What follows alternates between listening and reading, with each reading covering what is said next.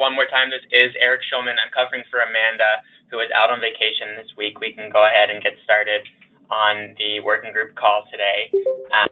I'd be happy to turn it over to any of the working group co-chairs to take the lead. As you should be able to see on the screen, this is today's agenda. So welcome. Renee, are you on the line? I am. Thank you so much.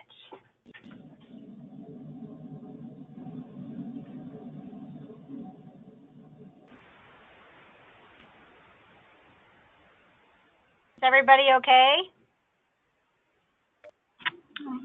I can hear you. This is Christian. I can hear you. Awesome. Very good. Well, I know we haven't touched base in a few weeks. Hopefully everybody's had a good summer. And we don't have an overly full agenda today unless people need to add anything to the open mic agenda item. But the first thing, other than welcoming everybody to our lovely call, is to go through some project updates. And I know, Christian, you have a project update that you're going to catch everybody up to speed on. And then I don't know if Abby's on the phone or on the call. I don't see her name on the attendees list, but maybe she's an unidentified person. Or if there's any other project updates, and then moving into ALR conference kind of discussions. And then if anybody has any additional items to bring up in the open mic, that'll be good. So Christian, would you mind starting us off with an update for your work group? Sure. I have 3 children in my office throwing food around, so we got to be careful. Awesome. Yeah. Now I think for the, we're still trying to, the big picture of the project is, you know, what works in rural physical activity, basically. So we've identified the places. Sorry, I gotta lay down the law here real quick. Quiet. Okay. So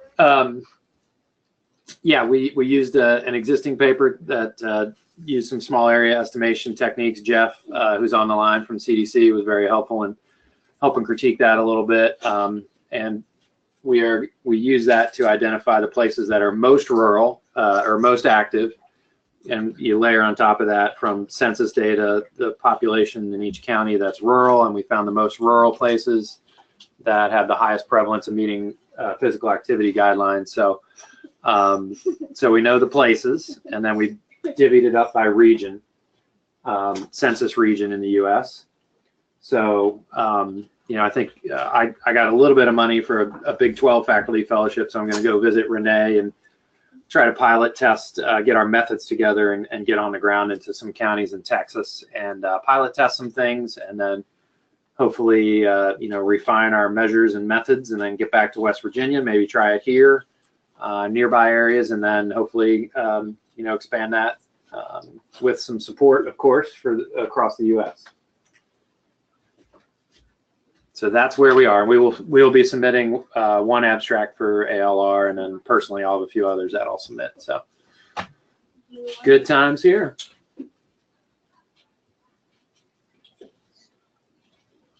And I think that's all I got for you.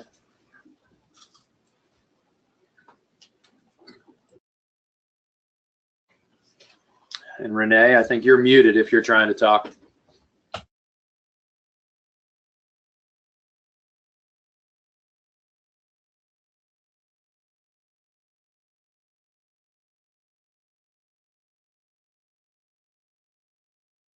Might have lost her. Yeah. Kristen, this is David with CDC. Could you elaborate a little bit? The main purpose of what you're looking at is to identify a number of people meeting physical activity recommendations in the rural areas. Is that the research question? Well, the main question is really, I mean, a lot of what we've done in this realm is driven by urban work. So we want to see in the most rural places what works in the ones that are active, whether it, you know, what are the programs, the policies, the people, the places. So taking the social ecological view and looking, just, you know, finding a few places and then going in depth there to see what's working and see what could be expanded. So you'll look at the level of activity as well as some of the determinants of what's contributing to the activity, it sounds like. Yeah, we'll use the prevalence of meeting guidelines to identify the places, and then once we find the places, then we'll go there and do some real in-depth, a lot of qualitative work probably, and interviews with policymakers, and we'll just see what seems to be working and why people are active. Yeah, sounds exciting. Yeah, it should be good. Renee, are you back online or off mute? I am. Can y'all hear me? I can. Yay. I don't know how I muted myself in the first place. But that's all good. Thank you very much, Christian. Can I ask, are any of your other abstracts that you're submitting, would they be of interest to our work group? Sorry, Renee, one more time. I was saying goodbye to the family real quick. Oh, no. So sorry, Christian. It's okay. I'm clear now. I was just going to say, are any of your other abstracts you're planning on submitting to ALR, are they rural specific, or would they be of interest to the work group? One of them, actually, we're going to try to submit with SEMRA about community health needs assessments, and I was going to put a rural spin on that. Multiple quick abstract, the speed presentation abstracts. So those nonprofit hospitals and other entities that do the community health needs assessments, how built environment stuff can be and has been incorporated in the rural areas. So that's real rural built environment change. The others, let me look real quick. No, the others don't have a rural spin. That's interesting, Christian. Thanks for sharing that bit. So, sure. So that moves us into the next piece. I haven't seen Abby join the call. Abby, are you on? Okay. It's moving us into the ALR 2018 conference. Does anybody else have other or any abstracts y'all plan on submitting from your work right now that would be of interest for the group to hear about a little bit about?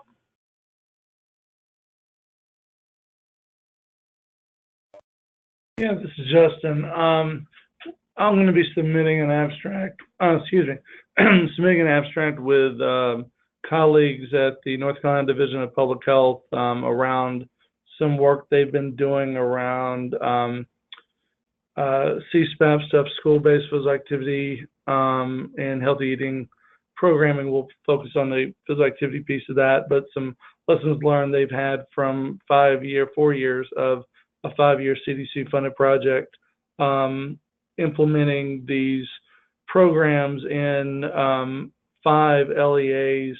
I believe, and I'm doing this from memory, that 4 of them are in rural areas. So we're going to talk about that kind of globally, but we'll definitely have a spin on that towards the rural areas and kind of the lessons learned over the 4 years of that project. Cool. That sounds very informative. Yeah, well, I think it's neat because, first of all, I only came onto the team in the last year, and it's very much driven from the practitioner end of things, and so we're working together now to kind of reconcile it with kind of how things are rapidly evolving in that area, and kind of dovetailing with some work that I've been doing over the last 3 years in a rural district in South Carolina. So I've presented that in previous years, but then we're been spending the last year trying to kind of mesh the two. And what I think is very interesting about it, which won't be the focus of this abstract, but will probably be the focus of a paper in the future, is that, with 2 groups, me coming in with an NIH-funded, research-focused project, and they coming in doing, very much a practitioner-oriented, CDC-funded, action-based project, not necessarily looking at it from a research perspective. We came up with very similar conclusions based upon their comprehensive evaluation and ours, which is an evaluation from a research perspective. So I think some of the lessons we'll be able to share from that will be informative, but are also consistent with where other groups are moving forward in that area, both in rural and non-rural areas. So, like I said, it's kind of an evolving thing. I haven't mentioned on the call previously because we're still very preliminary in trying to understand where we're going to go with this. But I think the ramifications for rural areas, because we were both very much focused there, will become more apparent. That's cool, Justin. Thanks for going into that a little bit more. I'm trying to think of, from a rural perspective, 2 different abstracts that hopefully will be close enough to submitting for ALR. I think they both would be good fits from ALR, at least from my perspective as the submitting author. One of them is building off of some work down in along the Texas-Mexico border. That's in more one of our functionally rural communities. So by many of our codes for what marks rural, it might not meet that because of its proximity to a larger town, but very functionally rural in terms of infrastructure and geographical space. In that project, we adapted Rebecca Lee's PARA, the Physical Activity Resource Assessment tool, to do some community assessments in three different areas as a preliminary kind of an overall assessment for a larger intervention development project funded by USDA. And in that, we trained our Provatora team to collect that information, and kind of like with a lot of our community assessments, trying to figure out like the so what do we do with this information, and have been working with an epidemiology colleague to kind of come up with a different approach. And so we actually got some feedback from some of our community advisory boards going through and ranking in terms of their perception of importance for the different items within the PARA, which for those of you who aren't as familiar, that has the features, the amenities, and the incivilities for each physical activity place or resource within a community. And so using both that ranking information from the community advisory board members as well as the actual quality ratings of the spaces that are there, and coming up with kind of a which areas can you focus on in terms of needing more resources for because it's important and there's not as much there, or there's a lower quality there, or wow, you have a lot of resources in this area, but y'all don't really think it's that important of an area. So just kind of a different way of using at least PARA, but probably a similar approach for some other environmental assessments. So I'm hoping that we get that one close enough to be able to get the abstract drafted. It might be lacking some of the results by the time we get the abstract fully written to have it submitted on time, but interesting. That will develop into a paper on the upcoming month or two. That data is very close, and so I'm excited about that one. And then the other one that will be of relevance to this group is on the park project that Keisha Pollock and I are both working with rural areas, and Christian actually helped us out as a consultant up in our Maryland site this summer. We've been implementing play streets in rural areas and trying to understand how they work in rural communities. And one of the things that one of our evaluation tools we've been using is the SOPark observation tool, and we've had to do some interesting modifications based on what play streets are compared to the original design of a place more like a park. And so we'll be drafting and submitting a kind of a methodology piece around using SOPark in these play street type of environments, and ours are rural.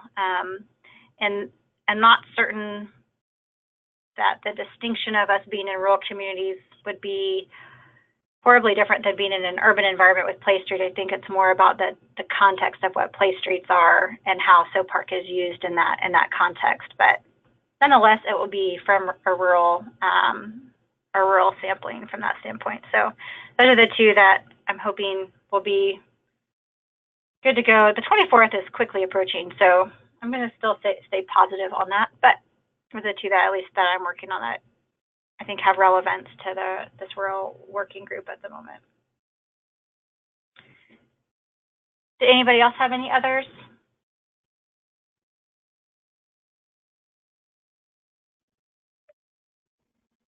Renee, I've got a quick question.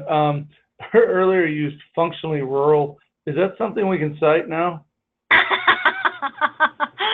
I should look and see if I've used it yet. We might have used it in a paper yet. Because I was thinking about that. I went to one of our participating school districts yesterday and found a meat and three place where I fed 2 people for $14. I'm like, we are functionally rural. Indeed, As long as it's right? as long as it's at Dairy Queen or something. Yeah, no, this is a nice sit-down place. They had chicken fried steak and turnip greens. That's I rural. know. One of our communities in Oklahoma right now has a really nice, I think it's called the Hot Hussy Diner, Hot and Sassy Hussy Diner. I don't know. Hussy's in the title of the diner. It's the only thing that keeps me in my head. But I think I think our family ate for $12, like a solid meal. I'm like, wow. Now a lot of it was fried, but it was filled the belly. So, but are there any other items around ALR? Is anybody needing or wanting feedback or any other thoughts around ALR submissions that y'all want to talk about?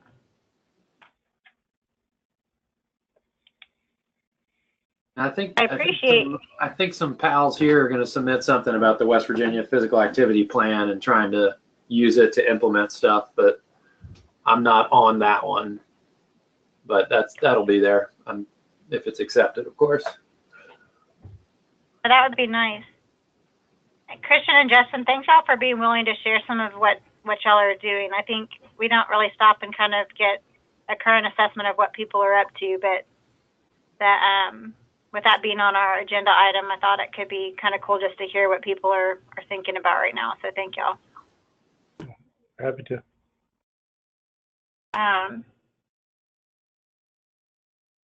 Christian, when's our next working group meeting coming up for the positive deviance? Depends on how many people have replied to the doodle poll, Renee. No, I haven't replied yet. I'm sorry. I will reply to the doodle. You set yourself up for that one. So I walked myself into that one. Very well, I will do that, and that's coming up shortly. And then I know you and I need to get together on dates for getting you down here to Texas to move that part forward too. For sure. Are there any other items that anybody wants to bring up today for the groups?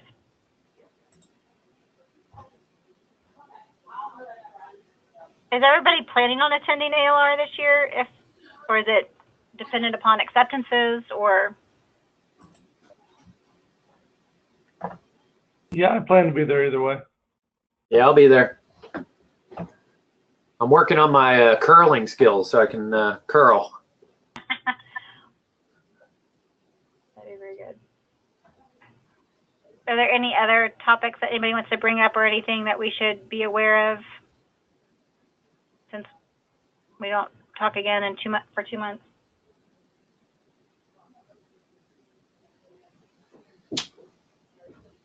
I don't know. I mean, there's one thing that's coming up, and I was, based on the Play Street stuff, I'm happy that I was able to help out and just go observe as much as anything. And I'm wondering if maybe Justin, you'll know literature on this or whatever better, but I mean, are children no longer allowed to just go play? I mean, is that something that other people are seeing that, I hate to be the old man that says, well, when I was young, I would get kicked out of the house after breakfast and be expected to be home at dinner and would go play. So Yeah, I don't know if there's anything out there. It's just, no longer are kids permitted. They have permission to play, and do they remember how to play without being structured? It seemed overly structured. Yeah, I can't tell you I know a lot of the literature. I know that we've shown in a few of our projects, going back to one that was actually a qualitative study we did in rural areas, where there was some, it was like we looked at rural and urban, and there were some concerns, safety concerns around free play after school at home, just due to neighborhood safety. And then we had another one where we looked at kind of a similar thing. We saw a difference by gender, where boys, there didn't seem to be a whole lot of difference in terms of non-structured activity based upon environmental supports, but we did see a relationship with girls activity. And then just in our after-school stuff, free play tends to be fine in a structured environment, but like I said, it doesn't seem to, this is not a comparison, but in ways that we don't see in non-after-school settings. So, like I said, I know a little bit of what we've done. I can't say as I've spent a lot of time looking at that outside of that, though. I think the summertime stuff would really answer your question. The problem is no one has a really good paper on the summertime stuff. Oh, yeah. We've been trying to get funding to do a summertime study and just can't get any traction at NIH on it.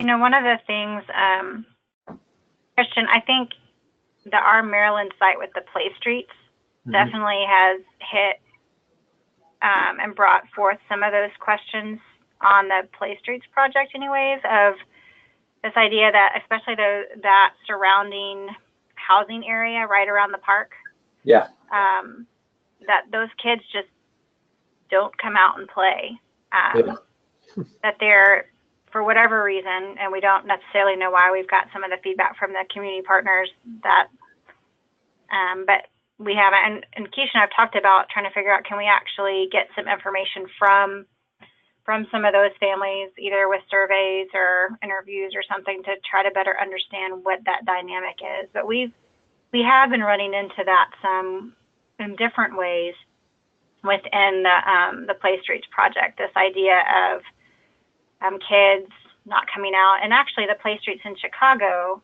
were similar, but the dialogue was a little bit different when we were when Keisha and I were there in September. I think it was September. It was either August or September last year.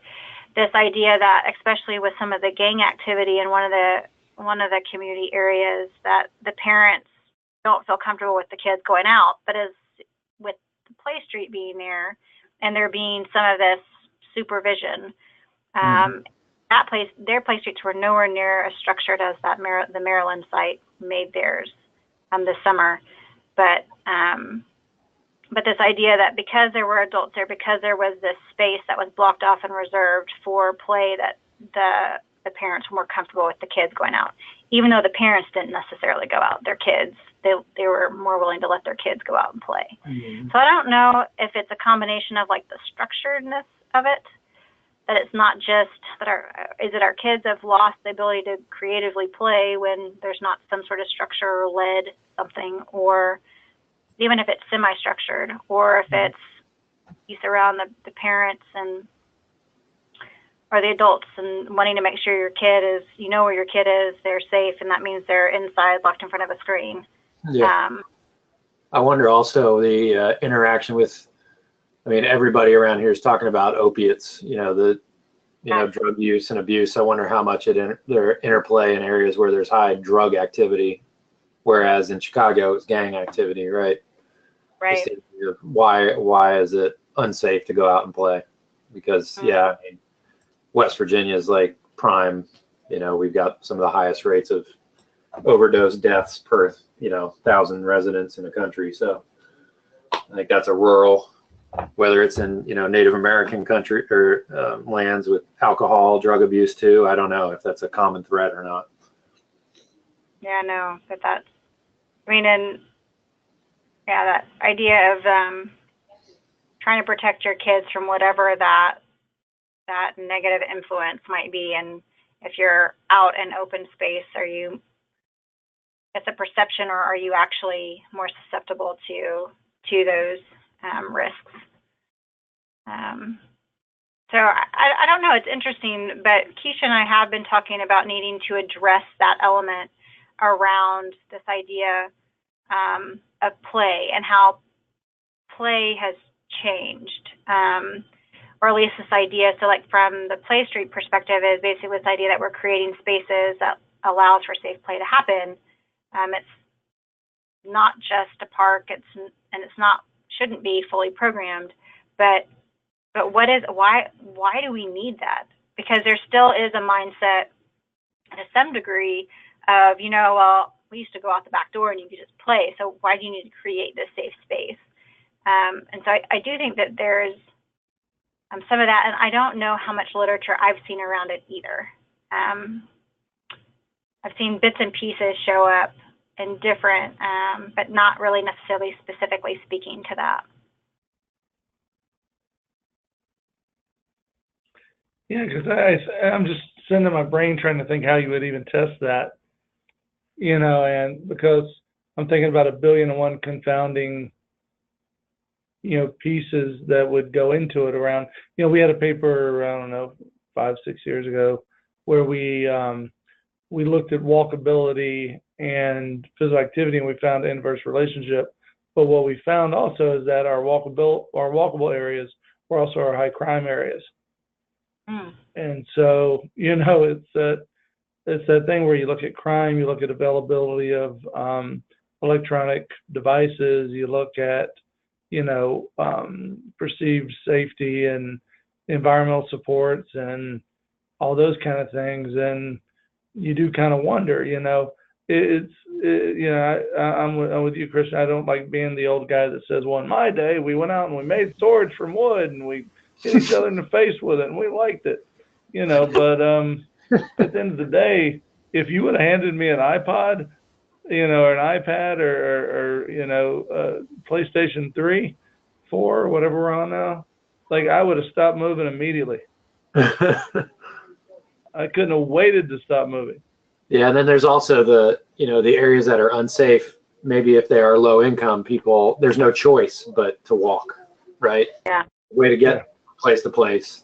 You don't have a car or whatever, and that's in rural areas too. So whether it's by choice or circumstance that you walk more, ride more, I think there might be an argument in there for rural areas, and I don't know. Yeah, because and this is an adult study, but we're writing one up right now where we did a qualitative study looking at African Americans in bike riding here in Winston, mid-sized city, and it's like why do you ride versus why do you not ride, and even some of our low-income riders were like, well, if I could afford a car, I'm not riding anymore. Yeah. So I don't know. I see that a lot, and I even see, so the whole idea with the bike is independence as kids, right? You expand your network, all that. Yep. If you're low income, and I've been into houses interviewing people for home visitation stuff, another project, and it's just like, not only do you not have money to buy a car, and you're not really that close to anything, but a lot of folks just can't even read to pass the driver's test.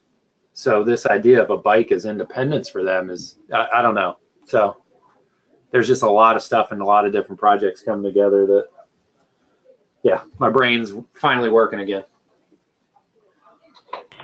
And you know what, Christian, maybe there's something that we can even try to explore within the positive deviance approach, since we're going to be looking at these case study type of, maybe there's something we can add to that, not in a big way, but just to try to start to explore some of that. Yeah, for sure. I think it'd be exciting just to go in with totally exploratory and just let people guide us, but we'll obviously throw some proper instruments on there too. Absolutely. Yep. But I think it can go just that idea of trying to understand, even though there could be 50 million confounding variables. I agree with you on that, Justin, but but trying to look at it, and it's We're just gonna complicated. We're going to measure every single confounding variable. Everything. Okay, I'll stop. We're going to be in the field forever. All right, I'll stop. 2 million. Oh my gosh. But no, that's cool. I've covered everything that I wanted to at least touch base on those things, and I was excited that my brain got challenged a little bit for just some free thought today. So thank y'all for that. And if anything comes up before October 17th, you can send it out. Hopefully we'll hear back some positive celebratory abstract acceptance things as a group before then. If you're reviewing abstracts, if it says rural, accept it. I'm just kidding. Just kidding. But just do it. What's our code word? It'd be good. I'm just kidding. If there's nothing else, I'll give us back a few minutes of our day. All right, sounds good. Justin, it's always good to hear your voice, my man. Yeah, Yeah, sorry, I needed a lozenge there at the beginning, but I'm better now. Good. Y'all have a great start to your semester. Renee, should we start? Do you want to talk a little bit after this to peg down dates? Yeah, we can do that. Okay. You want me to call you or you want to call me? Here. What phone number are you at right now? Okay, peace out. It's 304. Well,